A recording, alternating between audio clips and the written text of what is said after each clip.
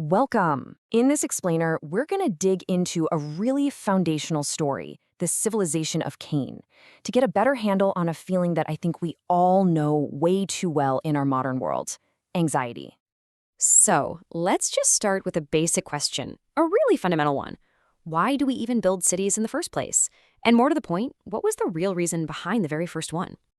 You know, the answer might surprise you, because it totally flips our usual ideas about progress on their head. That first city, it wasn't some monument to ambition. It wasn't a beacon of human achievement. Not at all. It was a fortress, built to wall off a deep and profound fear. Okay, let's dive right into the origin of this whole fear-based civilization, the city of Enoch that Cain built. So after being cast out of God's presence, Cain ends up in the land of Nod, which literally means wandering. He's lost his absolute safety net, that divine protection. And to deal with this just overwhelming fear of death, what does he do? He builds a city. But it's not just for shelter. It's a physical wall to block himself off from his own vulnerability. And this one act, it created a whole new mindset for humanity. A strategy for survival that's based on shutting people out, on defense, on closing yourself off from the world, instead of, living in trust. So now let's track how this foundational anxiety, this deep-seated fear, went on to shape and really corrupt every single cultural achievement that came after it.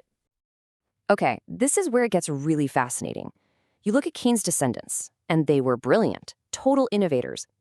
But you have to look at the why behind their innovations. Take Jubal. His whole mastery of livestock wasn't just about feeding people. It became a tool for conquest, for expanding his territory. Then you've got Jubal, the inventor of music. It wasn't created for praise, but as a kind of drug, a narcotic to numb the spiritual emptiness inside. Think about how we endlessly scroll social media or binge-watch shows just to quiet our own anxieties. It's the same idea. And finally, Tubal-Cain and his metalwork. Yeah, it led to useful tools, but it inevitably led to violent weapons, the ultimate tools to force security through fear. So this whole path of aggressive self-reliance, of building a world without any higher power, it reaches this terrifying, arrogant peak with Cain's sixth-generation descendant, a man named Lamech. In what's called the Song of the Sword, Lamech is just boasting to his wives. He flat out admits he killed someone for what sounds like a minor injury. He's created his own brutal, personal system of justice, totally separate from any kind of divine law. And this is where you just see the sheer arrogance. God had promised to avenge Cain 7 times as a strange sort of protection. Lamech hears that, and he scoffs at it. He claims for himself a vengeance that is 77 times greater. He has, for all intents and purposes, declared himself to be his own God. But right when this godless civilization just completely hits rock bottom, a totally different story, a brand new path, starts to emerge from outside those city walls. This new story, it starts by facing a really hard truth, and it's represented by the name Abel. That name means vanity or emptiness. It's his powerful admission that the purely human way, when left to its own devices, just ends in meaninglessness and death. But right into that emptiness, something totally new is given. The name Seth means compensation, or appointed.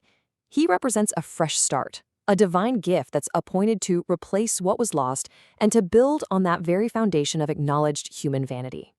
And it's this new family line that reveals the true antidote to the fear that drove Cain to build his walls in the first place.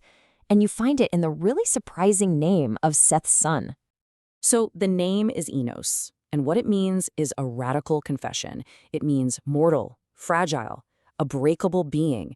It is a complete and total embrace of the very truth that Cain's entire civilization, with its walls, its distracting music, its violent weapons, was built to deny and to hide from. And it's only from this place, from honestly admitting our weakness, our mortality, our Enosness, if you will, that a real connection with the divine can even happen.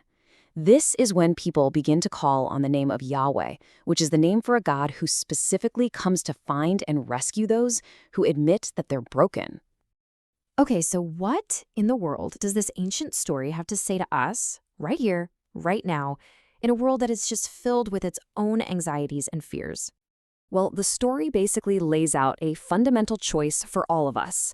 We can walk the path of Cain, building up all these defenses to hide our fear, which, ironically, only leads to more isolation and even more anxiety.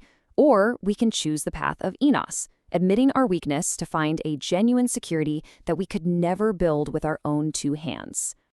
And here is the big, powerful takeaway.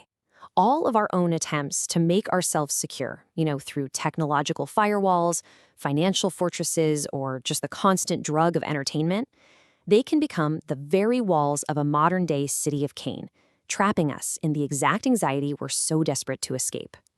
And so, this ancient story leaves us with a really personal question. In your own life, when you're faced with your own fears, are you building Cain's walls? Or are you learning to walk the vulnerable, but ultimately much more secure path of Enos?